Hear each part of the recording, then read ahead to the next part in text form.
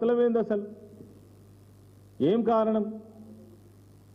జాతీయ స్థాయిలో చూస్తే మీరు బద్ధ శత్రువులు, తెలంగాణకు వచ్చే వరకు మీరు చీకటి మిత్రులు. అందుకే కదా మీ ఆరాటం ఇదంతా. ఇంకా కిషన్ రెడ్డి గారు ఏమంటున్నారంటే కోల్ ఇండియాలో ఉన్నటువంటి బొగ్గు క్వాలిటీ అంతా కూడా 86%, సింగరేణి బొగ్గు క్వాలిటీ చూస్తే 58%. బొగ్గు కొనడానికి ఎవరు ముందుకు వస్తలేరు. మరి సింగరేణి కొంచెం ఇబ్బందులలో ఉన్నది. నేను అంటున్నా 137 సంవత్సరాల చరిత్ర కలిగిన సింగరేణి ఆనాటి నుంచి ఈనాటి వరకు కేంద్ర ప్రభుత్వ రంగ సంస్థ అయినటువంటి ఎన్టీపీసీ కావచ్చు, జెన్కో కావచ్చు, ఇతర పరిశ్రమలు కావచ్చు, ఇన్ని సంవత్సరాలుగా బొగ్గు ఉత్పత్తి చేయడం వల్లనే ఈ పరిశ్రమలన్నీ నడుస్తున్నాయి.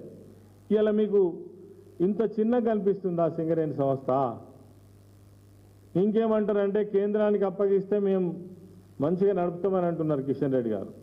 మీరు ఈ రాష్ట్రం బిడ్డ అనే విషయాన్ని మర్చిపోకండి కిషన్ రెడ్డి సాబ్. అనేక సంవత్సరాల నుంచి 51% వాటాతో ఉన్నటువంటి ఒక సంస్థను కేంద్రానికి అప్పగించమని కోరుతున్నారు. అంటే మీ ఉద్దేశం ఏంది? దీన్ని రాబోయే కాలంలో ప్రైవేటు వ్యక్తులకు మొత్తంగానే అప్పజెప్పే ప్రయత్నం చేస్తారా? ఇది సింగరేణి గొంతు కోసినట్టు కాదా? కాంగ్రెస్తో కలిసి బీజేపీ చేస్తున్నటువంటి ద్రోహం నిజంగా కూడా ఇది చరిత్ర క్షమించరానటువంటి ద్రోహం. మీకు ఏమాత్రం నిజాయితీ ఉన్న దీనిపైన సరైనటువంటి ఆలోచన చేయాలని మేము కోరుతా ఉన్నాం. అదేవిధంగా బండి సంజయ్ గారు ఉన్నారు, కేంద్ర మంత్రి. ఒక్క మాట మాట్లాడరా? అవసరం లేనప్పుడు మాత్రం ఏది పడితే అది మాట్లాడతారు మీరు. ఇంత పెద్ద కుంభకోణం మీ కరీంనగర్ జిల్లాలోనే బొగ్గు గనులు ఉన్నాయి. మీ నోటి మాట ఒక్కటి ఈ కుంభకోణం పైన విచారణ జరగాలని, ఈ కాంగ్రెస్ ప్రభుత్వం చేస్తున్నటువంటి అవినీతిని బయట పెట్టాలని ఒక్క మాట మాట్లాడరా? మాట్లాడరు. ఎందుకంటే మీకు ఉన్నటువంటి సంబంధం అటువంటిది. అదేవిధంగా ఈ ఇద్దరు కేంద్ర మంత్రులు ఉండి మరి రాష్ట్రానికి ఏం మేలు చేస్తున్నట్టు?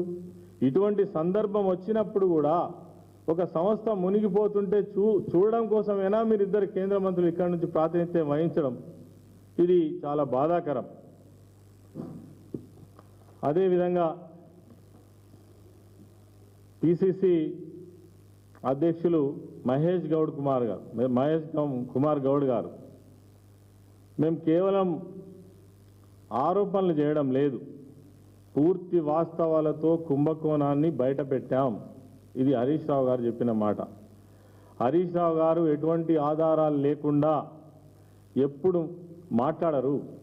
సిబిఐ విచారణ వేస్తే పూర్తి ఆధారాలతో సమర్పించేందుకు మేము సిద్ధంగా ఉన్నామని హరీష్ రావు గారు కావచ్చు, బీఆర్ఎస్ పార్టీగా నిజంగా మేము సిద్ధంగా ఉన్నాము. మీకు దమ్ము ధైర్యం ఉంటే సిబిఐ ఎంక్వైరీ వేయించండి అని డిమాండ్ చేస్తున్నాము.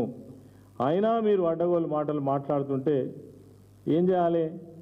బొగ్గు కుంభకోణంపై చర్చకు మేము సిద్ధం. దమ్ముంటే రమ్మని మేము పిలుస్తున్నాం. నిజంగా దమ్ముంటే మహేష్ కుమార్ గౌడ్ గారు రావచ్చు మీ దగ్గర. మేము చేసినటువంటి ఆరోపణలకు మీ దగ్గర ఏం ఆధారాలు ఉన్నాయో. అదేవిధంగా రేవంత్ రెడ్డి తన బామ్మర్తో కలిసి చేసిన బొగ్గు కుంభకోణాన్ని సింగరేణి లోకం అంతా కూడా ఇలా చాలా శోకిస్తుంది.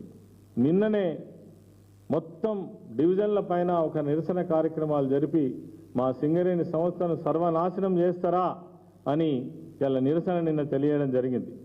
సింగరేణి కార్మికులు మోగించినటువంటి ఏదైతే ఈ సైరన్ సాధారణమైనటువంటి సైరన్ కాదు, ఖచ్చితంగా ఇది రాష్ట్ర కేంద్ర ప్రభుత్వాలకు ఒక హెచ్చరిక లాంటిదని మాత్రం ఈ సందర్భంగా నేను తెలియజేస్తా ఉన్నాను. తెలంగాణకే కొంగు బంగారమైనటువంటి సింగరేణి ఇలా కాంగ్రెస్ బీజేపీ కబంధ హస్తాల నుంచి కాపాడుకోవడం కోసం బీఆర్ఎస్ పార్టీ కావచ్చు, సింగరేణి బొగ్గుగని కార్మిక సంఘం కావచ్చు, ఖచ్చితంగా పోరాటం చేస్తామని ఈ సందర్భంగా తెలియజేస్తా ఉన్నాం. సింగరేణి టెండర్ల కుంభకోణంపై తక్షణమే విచారణ జరిపించి అవినీతికి పాల్పడ్డ వారు ఎంత పెద్దవాళ్ళైనా ఎంత గొప్పవాళ్ళైనా వాళ్ళ మీద కఠినమైన చర్యలు తీసుకునే విధంగా మరి ఎంక్వైరీ జరగాలని కూడా మేము డిమాండ్ చేస్తూ ఉన్నాం. అదేవిధంగా సింగరేణి కాంగ్రెస్ది కాదు, బీజేపీది కాదు, ఇది తెలంగాణ ప్రజల హక్కు. దీన్ని కాపాడాల్సినటువంటి బాధ్యత తెలంగాణ ప్రజలపై ఉన్నది. తెలంగాణ రాష్ట్రం కోసం ఏర్పడ్డటువంటి బీఆర్ఎస్ పార్టీ పైన